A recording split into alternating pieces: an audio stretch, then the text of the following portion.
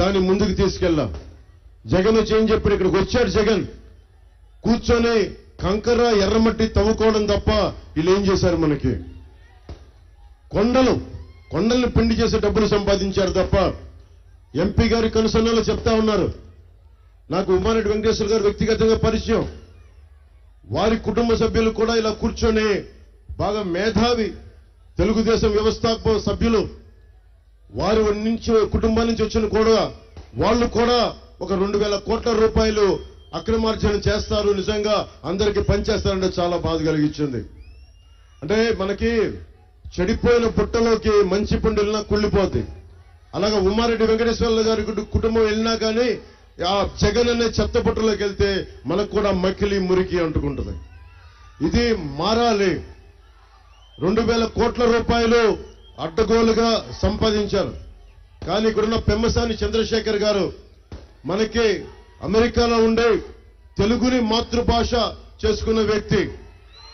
తెలుగుని మాతృభాష చేసుకుంటే మనకి ఉపాధి అవకాశాలు రావు అన్న ఒక తప్పుడు ప్రచారం ఉంది.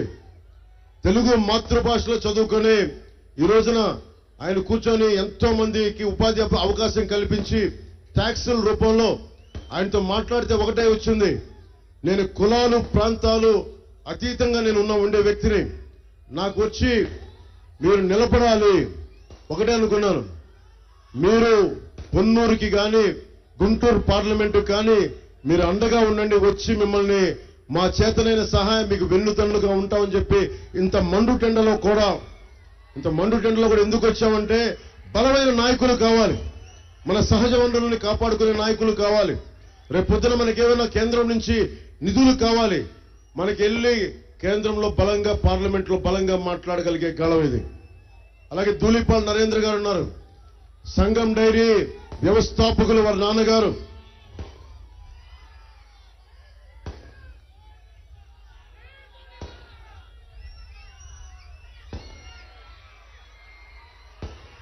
ధూళిపాల్ నాన్నగారు సంగం డైరీ వ్యవస్థాపకులు వీరయ్య చౌదరి గారు. పాపం ఆయన మీద కూడా వచ్చినప్పటి నుంచి అక్రమ కేసులు పెట్టి ఆయన బెదిరింపులు చేసి జైల్లో పెట్టి నానా రకాలుగా హింసించారు. చివరికి సంగం డైరీ మూసేయడానికి ప్రయత్నాలు, సంగం డైరీ ప్రెమిసెస్ లో అక్కడ కూర్చొని ఒక హాస్పిటల్ కట్టించి వాళ్ళ నాన్నగారి పేరు పెడతా ఉంటే కూర్చొని ఆయన మీద కేసులు ఇబ్బందులు పెట్టారు. ఒకవైపేమో ఎన్టీఆర్ గారి పేరు తీసేస్తారు, ఇంకోవైపు వైఎస్ రాజశేఖర రెడ్డి గారి పేరు పెడతారు. అరే సేవలు చేసిన వ్యక్తి గుర్తించాల్సిన అవసరం ఉంది, గౌరవించాల్సిన అవసరం ఉంది. నిలబడితే కేసులు, గొంతిప్పితే కేసులు, ఇది మారాలి అని కోరుకుంటా ఉన్నాం. సగటు మనిషికి ఎవరికైనా సరే కావాల్సింది మనకి ఒకటే, విద్య, వైద్యం, ఉపాధి, సాగునీరు, తాగునీరు, law and order. Law and ఆర్డర్తో మొదలు పెడతాం. లా అండ్ ఆర్డర్ ఎంత బలంగా ఉండాలి. ఈరోజు కూర్చోబెట్టి ఈరోజు హెలిప్యాడ్ నా కోసం తవ్వేశారు. వాళ్ళ గోతులు తవ్వడం అలవాటే కదా వాళ్ళకి.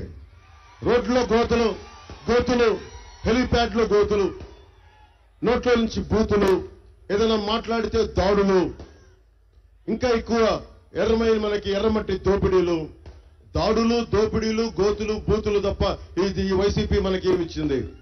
నేను చూస్తా ఉన్నాను. కనీసం పెద్ద పెద్ద ప్రాజెక్టులు అవసరం లేదు, కనీసం పూడికలు కూడా తీయలేని పరిస్థితి. ఇది ఒక్క మన పొన్నూరుకే కాదు, అన్ని జిల్లాల్లో, అన్ని నియోజకవర్గాల్లో ఇదే సమస్య. ఈ కూర్చున్న అంబటి రాంబాబు గారు, అంబటి రాయుడు గారు క్షమించాలి, మీ ఇంటి పేరు వస్తా ఉంది, నన్ను క్షమించాలి. అంబటి ఇంటి పేరుని మీరు ఉన్నతంగా చార్మినార్, కుతుబ్ మినార్ అంతా ఎత్తుకు తీసుకెళ్లాలి. మీరు డబుల్ సెంచరీతోటి అంబటి అనే పేరుని దేశమంతా తీసుకెళ్తే వీళ్ళు ఇంకొక రకంగా తీసుకెళ్తా ఉన్నారు. అంబటికే తిరిగి ఇంటి పేరుకి గౌరవం తెచ్చే బాధ్యత మేమందరం కలిపి తీసుకుంటాం. ఇది ముఖ్యంగా నేను చాలా మంది అడుగుతారు, మీరు కాపు సామాజిక వర్గానికి మీరు వస్తే బాగుంటుందని ఒకటే చెప్తా ఉన్నాం, కులాలకు అతీతంగా రాజకీయం చేయాలి. ఒక్క కులం, నేను మీకు మాటిస్తున్నా, నేను పుట్టిన కులాన్ని నేను గౌరవిస్తాను, దానికి కావాల్సిన ఏంటి చేయాలో చేస్తాం.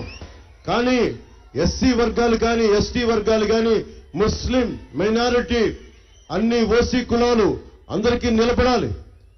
మనకి ఒక కులం మీద రాజకీయం నడవదు, ఒక కులం మీద ఉపాధి అవకాశాలు రావు. అందరం సమిష్టిగా పనిచేస్తేనే. కానీ ఏ కులంలో వెనుకబాటుతనం ఉందో అది నేను పుట్టిన కులమైనా సరే దయచేసి దానికి ఖచ్చితంగా అండగా ఉంటాం. అంతేగాని నేను కులాన్ని వాడుకొని ఎదిగే వ్యక్తిని కాదు. నేను అందరం బాగుండాలని కోరుకునేవాడిని. దళిత కుటుంబంలో పుట్టిన జాషువా, గుర్రం జాషువా, పల్నాడు ప్రాంతంలో పుట్టిన గుర్రం జాషువా, ఆయన స్ఫూర్తిగా తీసుకున్నవాడిని. జాషువా విశ్వనరుణ్ణి గుండెల్లో పెట్టుకున్నవాడిని. కులాలకి, మతాలకి, ప్రాంతాలకి అతీతంగా మానవ హక్కులు అందరికీ సమానమని గుండెల్లో పెట్టి ముందుకు తీసుకెళ్లేవాడిని. అందుకనే మీకు నేను ఈ మాట ఇస్తా ఉన్నాను. మన అంబటి రాయుడు గారితో మాట్లాడుతూ ఉంటే గత 2 రోజులుగా ఏం కావాలి యువతకి అంటే ముఖ్యంగా విద్య, ఫీజు రీయింబర్స్మెంట్లు చేయాలా, ఉపాధి అవకాశాలు రాలా, మెగా డిఎస్సీలు రాలా, ఏం మాట్లాడాలి మరి? కూర్చోబెట్టి ఎన్టీఆర్ హెల్త్, మన ఎన్టీఆర్ యూనివర్సిటీని తీసుకెళ్లి పేర్లు మార్చడం తప్ప, మూల నిధులను డబ్బులు తీసుకెళ్లిపోవడం తప్ప, ఎయిడెడ్ స్కూల్స్ ని మూసేయడం తప్ప కొత్తగా స్కూల్స్ గాని కొత్త కోర్సులు గాని ఏమి ఆలోచించే వ్యక్తి కాదు. 151 మంది ఎమ్మెల్యేలు ఇచ్చి మనం ఏం సాధించుకున్నాం? రోడ్ల మీద యువత వచ్చి టీచర్లు అందరూ కూర్చొని మద్యపాన షాపుల దగ్గర మనకి డ్యూటీలు వేసిన పరిస్థితులు ఇక్కడ. గురు బ్రహ్మ, గురు విష్ణు, గురు దేవు అని చెప్పి గురువుకు మొక్కే నేలది. అలాంటి గురువులను తీసుకెళ్లి మద్యపానాల్లో మనం కూర్చోబెట్టి డ్యూటీలు వేస్తున్నారు ఈ చెత్త ప్రభుత్వం. వీళ్ళు చెత్త ట్యాక్సులు పెంచడం తప్ప మిగతా